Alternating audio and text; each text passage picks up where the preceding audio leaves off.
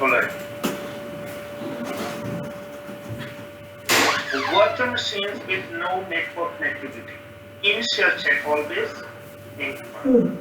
Think other virtual machine on the same network, same VLAN to determine the scope of the problem and think the name first and then FQTN and then IP. VM1, VM1.vclass.local and then IP. The result of it can help you narrow the scope of the problem. DNS is the problem or IP address is the problem. Use top-down approach to troubleshoot a problem. You start from the guest operating system and work your way down to the ESXi. So first of all, applications level, guest OS level, we need to make our investigation, communicating with the applications owners, make sure correct IP address configured inside the virtual machines, your guest OS based firewall not blocking the applications, traffic applications related to all. That also we need to figure out. Virtual machines level, the port group name does not exist. The virtual network adapter is not connected. So VMs levels setting we need to see. And then ESXi host, underlying issues with the ESXi network connectivity. VMs to switch no problem, but switch to uplinks to physical network. Storage resource connection also does not respond to ping packet reply. If you have heavy connections, too much CPU memory consumed by the other virtual machine, so VMs not having sufficient CPU memory to handle your ping packets. Possible causes: IP setting, firewall problems, misconfigured wrong subnet mask, wrong default gateway. With firewall might cause the VM network connectivity problem. So verify the TCP IP setting, right IP address, right subnet mask, default gateway, DNS. And then the firewall in the guest operating system might be blocking the traffic. Ensure that firewall does not block any required port of the applications. The port level misconfiguration we can examine through the vSphere client also, or as well as through your command lines also. View the distributors with port group IDs on the ESXi by running this commands. Correlate the port group ID with the name of the port groups by using this commands. And verify network adapter is connected to the correct port groups. So you can see network names and their display virtual machines port groups. Similarly, VMs level, make sure you have configured the right network adapters. First you can see that from here, the network adapter, and this name we have existing at the ESXi level or not.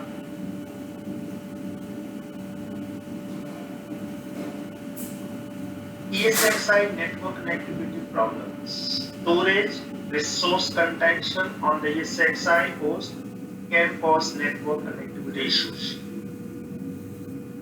Verify that VM has no underlying issues with storage, whatever storage the virtual machine using, and that it is not having resource contention.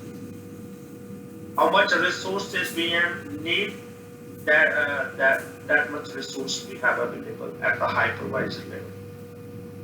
Look for the problem in the ESXi host network configuration, for example, port group IDs, feed, flag settings, physical network links, NIC taming configuration.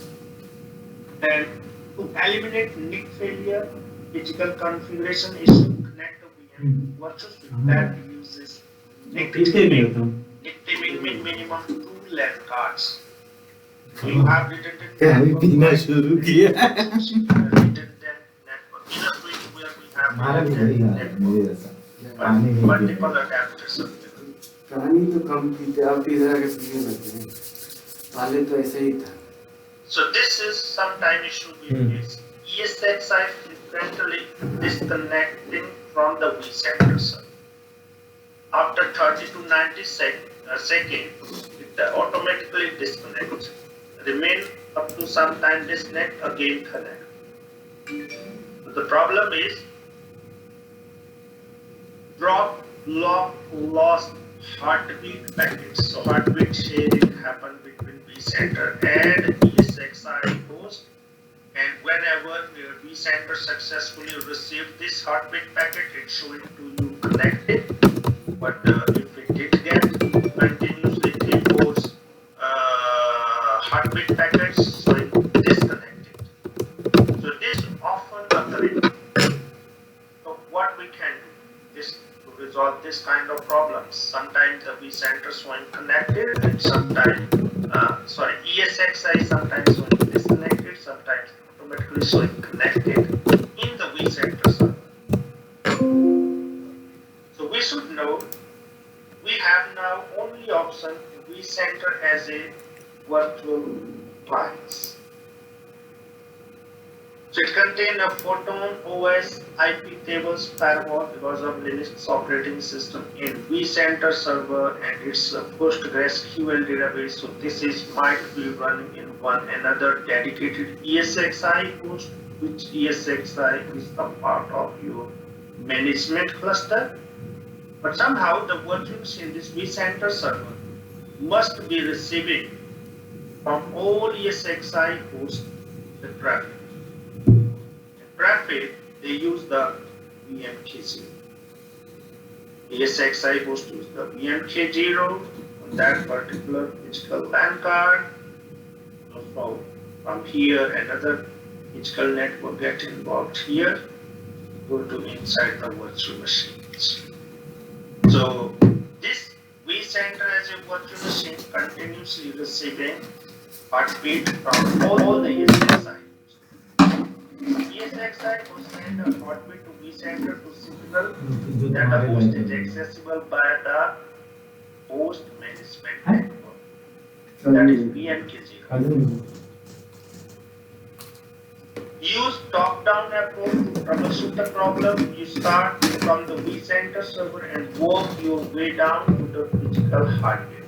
So vCenter server, remember we use the UDP port 902.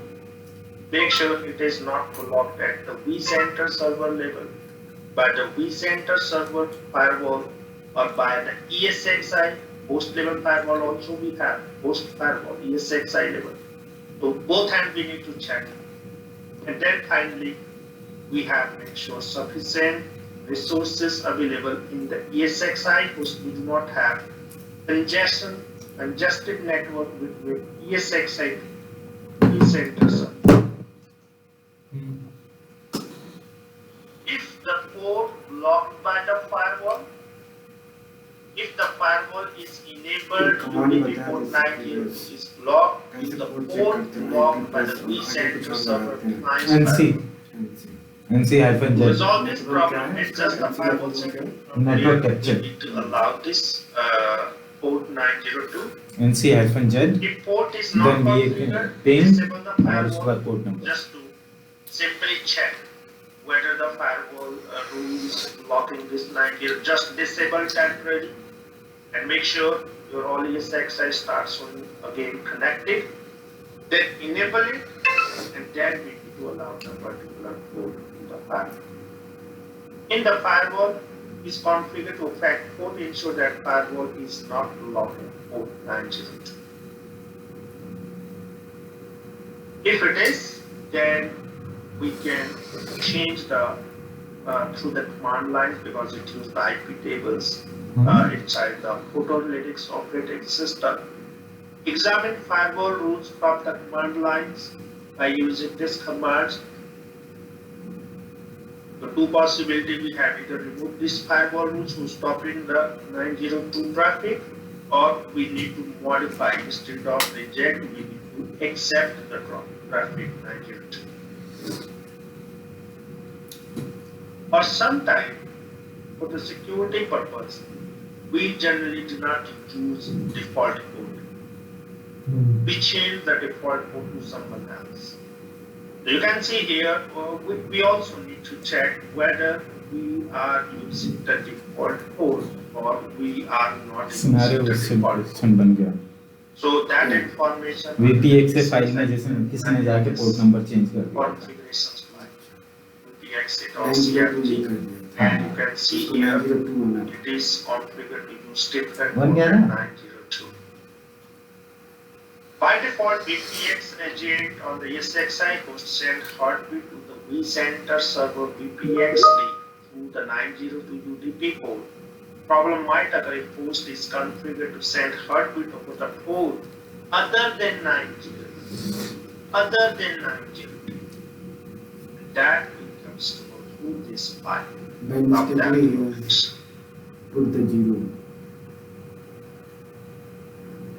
So,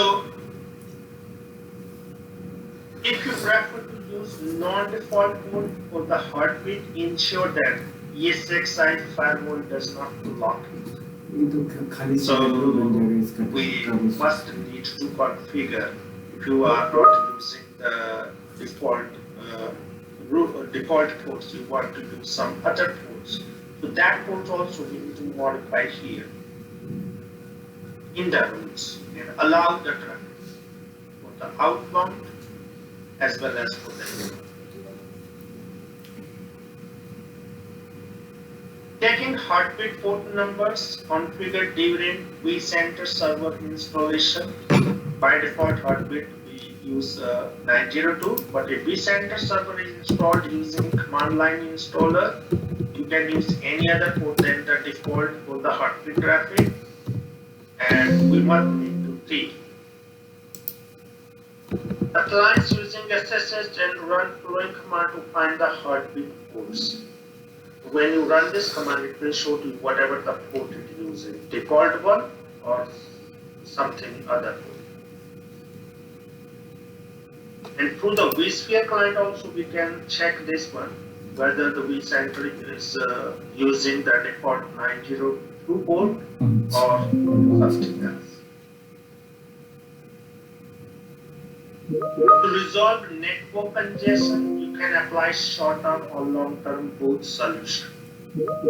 Short-term solution to keep the ESXi host connected, increase the timeout limit in second from the vCenter ये server. Scenario तब बन सकता We है have this setting. That is a temporary solution. We know very well right now we have heavy congestion. If vCenter server dropping the heartbeat packet, so it's showing ESXi disconnected. But I want to temporarily avoid this condition because this is just for next 1 hour. We have heavy traffic. After that, everything will become normals. What you can do, the timeout when you can increase.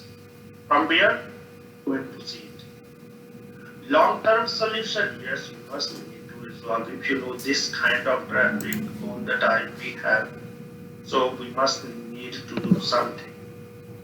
So what we can do, you can use network IO control. Network IO control version 3 available only if you are using distributed switch. Yesterday, if you remember, we discussed the 3 different values: reservation, limit, share. Previously, it was available only for the CPU and memory, but network IO control version we have three parameters: reservation, limit, share value. Also available for the network traffic. By using network IO control, certain amount of bandwidth you can dedicate for its management traffic.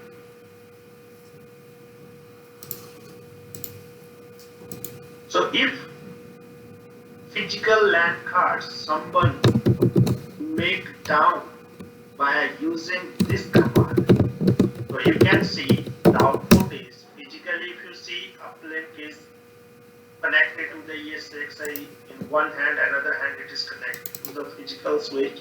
you have proper connectivity, but someone made through command line, it is a down.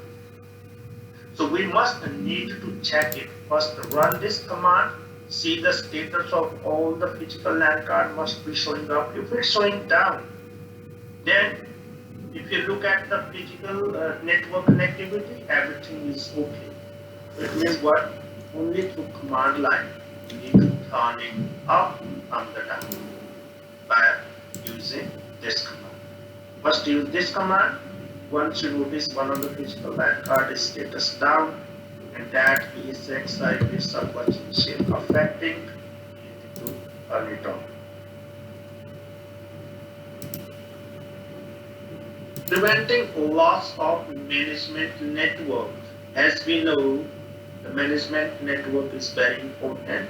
It means VMK0 we are talking about, because if your ESXi is a part of your vSphere HA cluster, so this network also known as a heartbeat network, master to all subordinate to master. In every second, heartbeat sharing happen over this management network. That's why the management network also known as a heartbeat network. So because of this importance of this VMK0, why not make it a network for the management traffic? And you have also option network rollback. We can use this network rollback option also. What does it mean? If you make any changes, might be you configured a wrong VLAN for the VMK0, wrong subnet, wrong IP address. And due to this wrong configuration, your ESXi lost its communication with vCenter server. And network rollback feature automatically revert all the existing wrong configuration to the last valid configuration when it has proper communication with vCenter server. So for example, if you try to change the IP address of your management VM kernel interface, the vSphere client returns an error. Network configuration change disconnected the host ESXi 0 from the vCenter server and has been rolled back. So this is also a good feature. We need to use it. About host networking rollback, might be several reasons, configurations we did.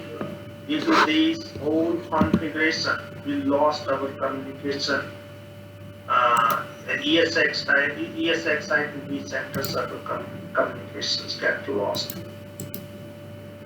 If a host lost network connectivity as a result of change in the network configuration rollback is triggered on the host. Several events can trigger host network rollback. If you put a wrong DNS entry, duplex speed not matching, wrong IP address subnet mask, or wrong nicknaming policy be configured. Due to any wrong configuration, we lost communication between ESXi and vCenter server. It automatically observe that thing and trigger the rollback action. If a network disconnects for any of these reasons, the task fails and the host revert to the last valid configuration automatically.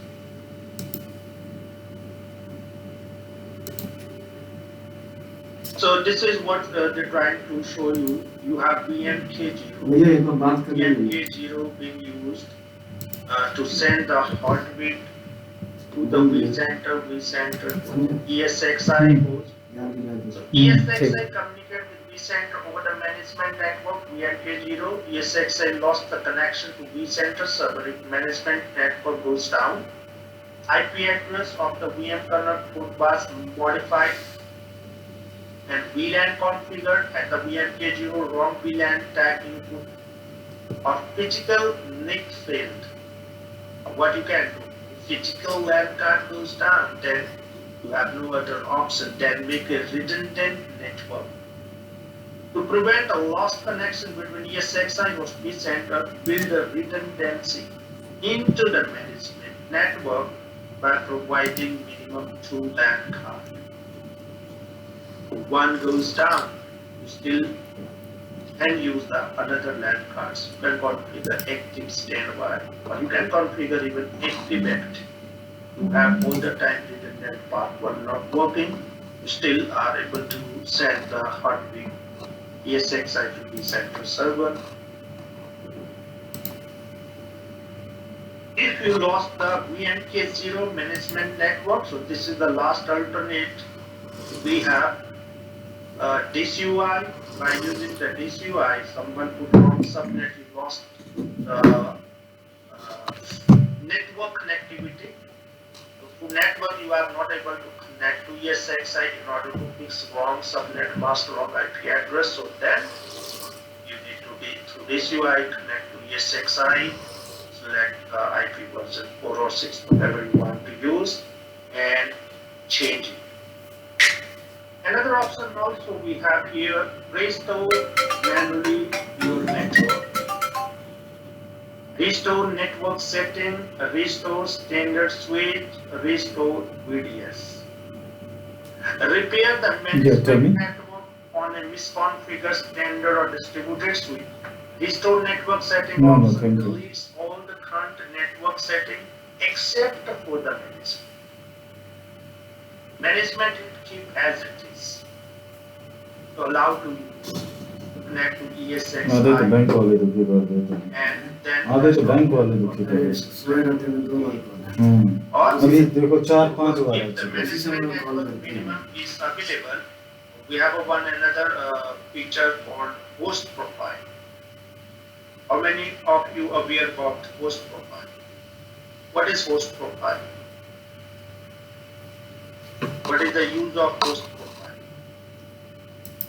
You have to duplicate the setting from multiple users. So to make identical networking configuration, जितना तेलंगाना है ना ESXi host, you can become one of the hosts to all possible networking configuration, make a host profile, and for rest of the other ESXi attach the host profile. Fine. You can see immediately all ESXi become identical from the network perspective. You can also use this one.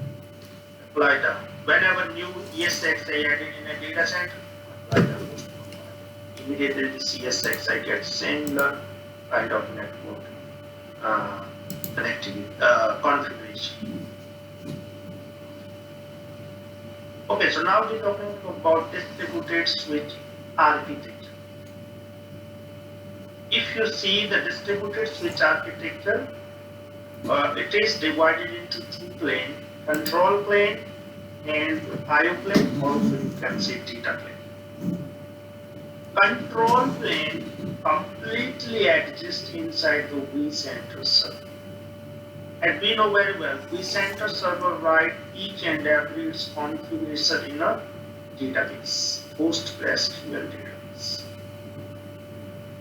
So at the vCenter server level, we can create this VDS, and it is the vCenter server responsibility to put the same distributed switch in all the connected ESXi. So you logged in a vCenter server. In the vCenter server at the data center level, you create a distributed switch. Then number of ESXi you added. You added number of ESXi 10. So it means you're telling to 10 ESXi hosts. You're telling to this vCenter server, same VDS, I want to make available in these 10 ESXi. So vCenter server use the management network communicate to the ESXi host, and every ESXi host create the same distributed switch. You're sitting in a vCenter server creating one-time port group 1. So you can find in all 10 ESXi hosts port group 1, port group 1. Then you configure VLAN 10. So VLAN 10, VLAN 10, VLAN 10, all 10 ESXi receiving the same configuration. So you are doing one-time configuration, the same configuration pushed down to all ESXi hosts. How many ESXi you got? 10, 20 or more. So all ESXi getting the similar kind of configuration. So if you have 10 ESXi, the same distributed switch becomes available for all 10 ESXi hosts. So it means what? भैया याद We दिलाने cannot के say लिए we बोले have थे क्या? 10 distributors. But I would say I created one distributed switch, and that is span to an ESXi. All 10 ESXi hosts using the same distributed switch. That means I can control this distributed switch only from the vCenter server. If you do not have vCenter, you cannot create it, you cannot modify it. All creation, modification, deletion we can do at the vCenter server level. But vCenter puts this configuration in your own connected ESXi host. ESXi level, we get this distributed switch based IO plane, data plane. And virtual machine always connecting to the IO plane, not to the control plane. But vCenter itself for virtual machine. So these virtual machine logically I can see on the vCenter server where they are running in the ESXi. Because it is a ESXi which provides CPU and storage network bandwidth. So you have suppose created one distributed switch successfully, some virtual machine connected to that distributed switch, and suddenly administrator mistakenly shut down this vCenter virtual machine. Will it impact your virtual machine traffic or not? What do you think?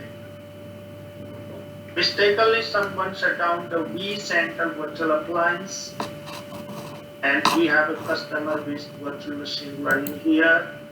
Is there any impact for this virtual machine? No. From the networking No. perspective? No.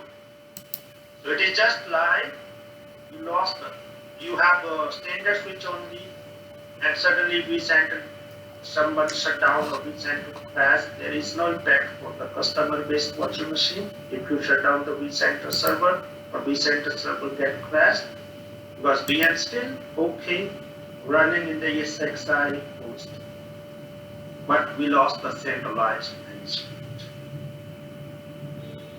So same thing, if you lost vCenter server, there is no impact for any kind of virtual machines networking. They're still using the same distributed switch, same port group, same VLAN number without any problem, because we lost only control plane.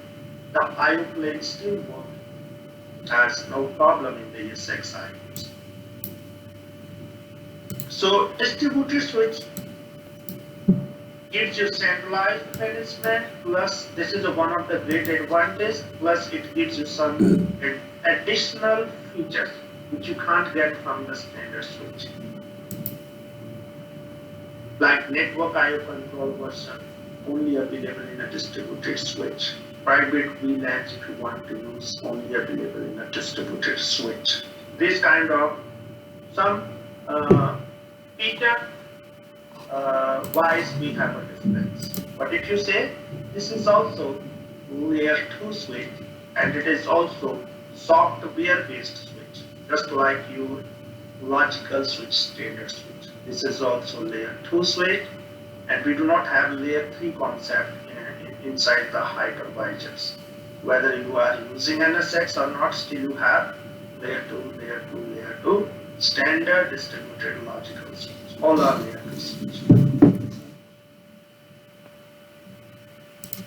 So this is already we have discussed how the virtual machine generate traffic. It has to go through with all these check. And once the traffic arrive in a distributed switch, it's also need to check where I have to forward the traffic. If you have more than one adapters, it need to check the which under the theming which load balancing policy you are using. Have you configured network IO control? Yes. What is the cap? What kind of traffic you have configured? Follow that all.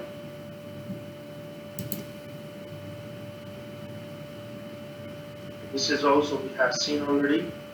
Because a distributed switch is a vCenter server component, you view virtual machine vCenter server ESXi host logs files to troubleshoot network related problems.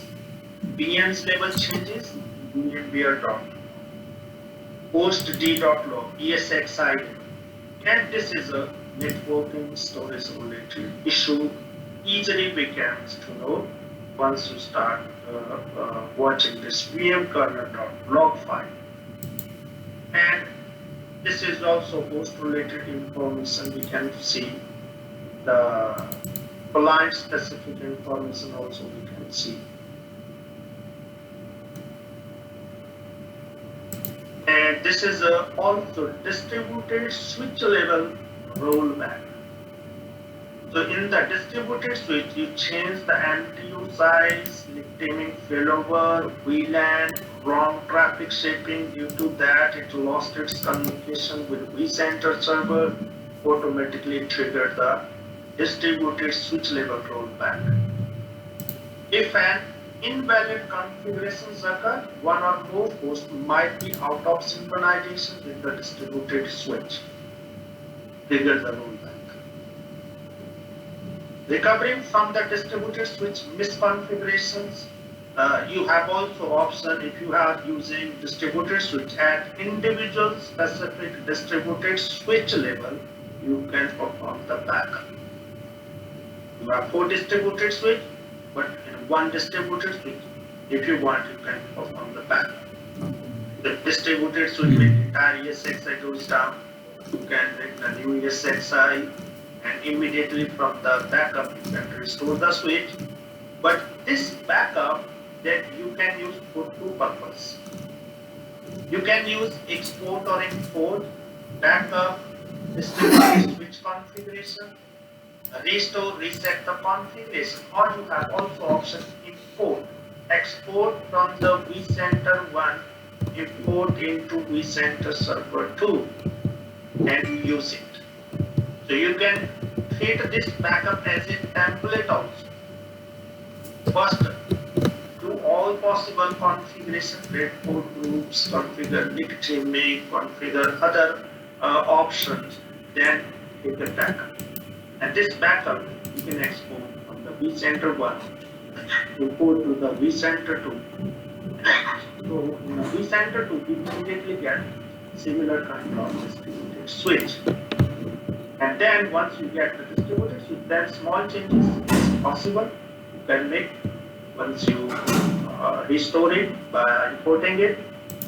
Immediately you get all the configuration and minor changes if you need that is that. So whenever any distributed switch level changes has been taken place, you must need to again perform the backup.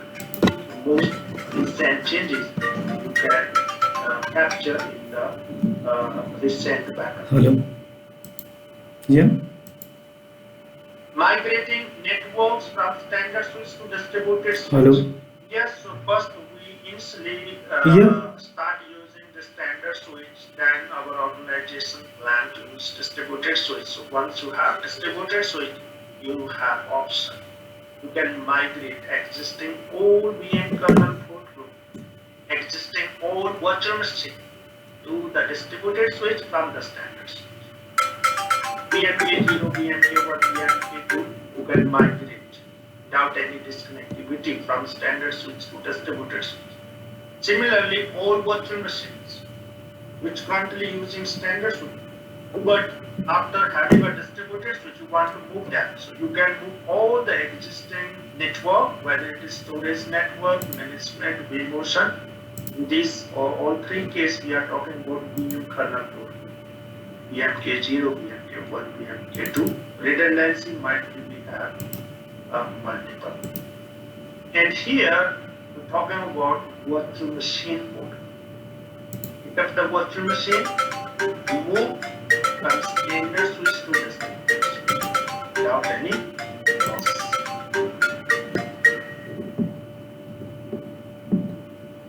NetDBS command also display information about your distributed switch configuration, and configuration information comes from a binary file. From that location, dbs data.db file, ESXi host maintains and updates DBS data file in every 5 minutes intervals.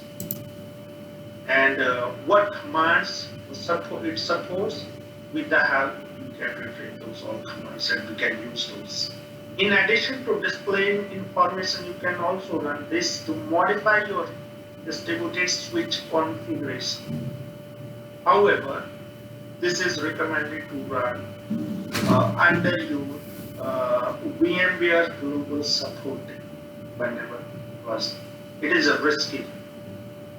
So generally, when they say unsupported, it means when the VMware team telling to you, okay, use this one. So under the VMware guidance, we can generally use this commands.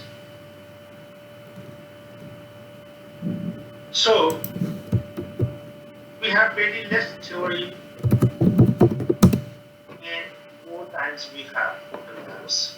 So remaining half days we're going to perform only for these labs. Specifically, this is just to monitor, verify, display, recover on the vSphere client, and this is from where our script-based labs will start on the lab 7.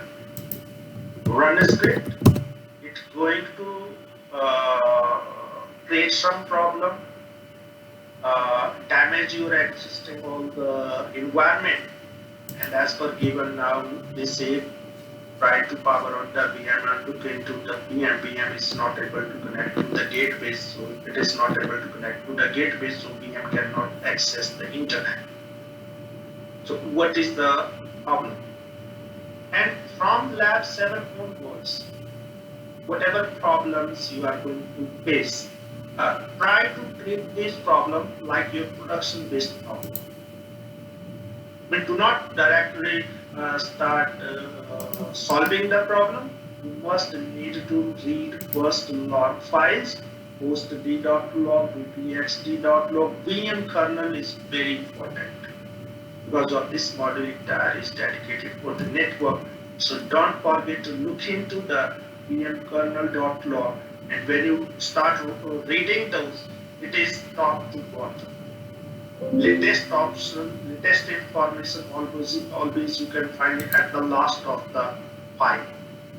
You can use cat parameters to see the immediately few lines at in this vmkernel.log file, or you can use VI editor also. And if you are using VI editor, then the logs file names will open entire file. Immediately you get those down, and last few lines always we need to verify.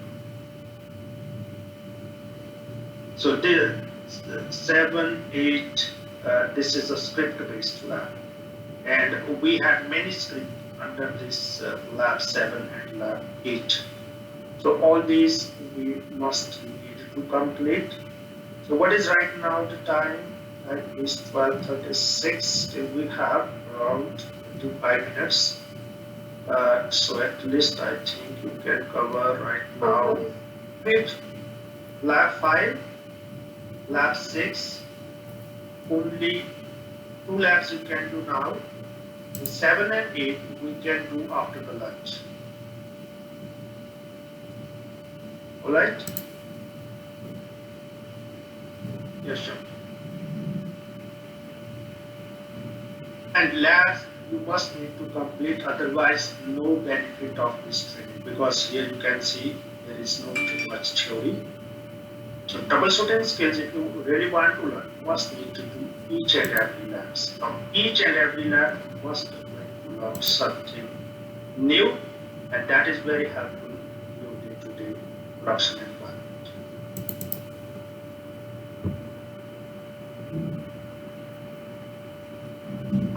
Girish, just to reconfirm, now we have to do lab 5 and 6, right? Yes, if you have completed till lab 4, Hmm. you complete 5 and 6. Yeah, I've completed the lab. Yeah, so then 5 and 6 right now you complete, then you can take your lunch break and come back, then we can see the 7 and 8.